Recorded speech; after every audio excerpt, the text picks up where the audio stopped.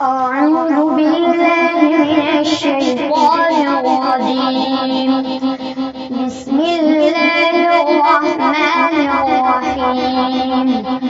ولقد بوأنا بني إسرائيل مبوأ صدق ورزقناهم من الطيبات فما اختلفوا حتى جاءهم العلم إن ربك يقضي بينهم يوم القيامة فيما كانوا فيه يختلفون. فإن كنت في شك مما أنزلنا إليك فاسأل الذين يقرؤون الكتاب من قبلك لقد جاءك الحق من ربك فلا تكونن من الممترين ولا تكونن من الذين كذبوا بآيات الله فتكون من الخاسرين. إن الذين حقت عليهم كلمة ربك لا يؤمنون ولو جاءتهم كل آية حتى يروا العذاب الأليم. فلولا كانت قرية آمنت فنفعها إيمانها إلا قوم يونس لما آمنوا كشفنا عنهم عذاب الخزي في الحياة الدنيا ومتعناهم إلى حين.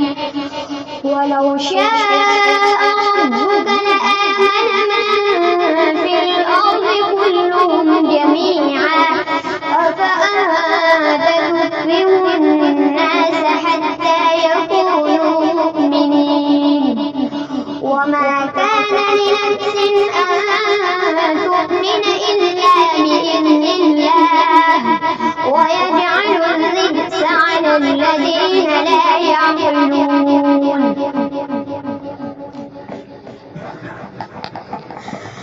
بسم الله الرحمن الرحيم.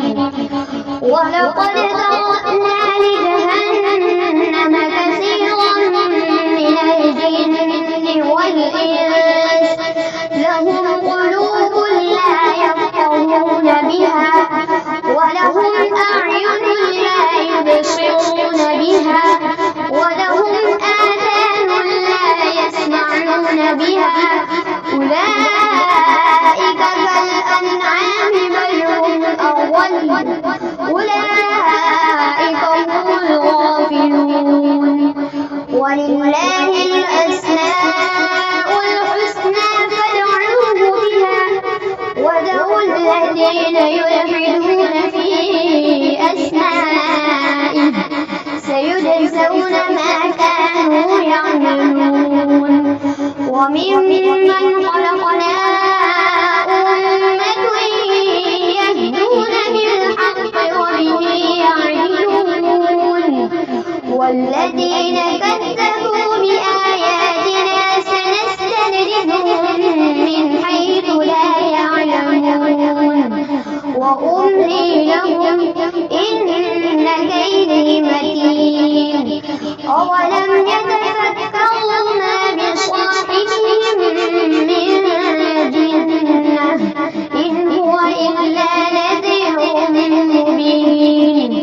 أولم ينظروا في ملكوت السماوات والأرض وما خلق الله من شيء وأن عسى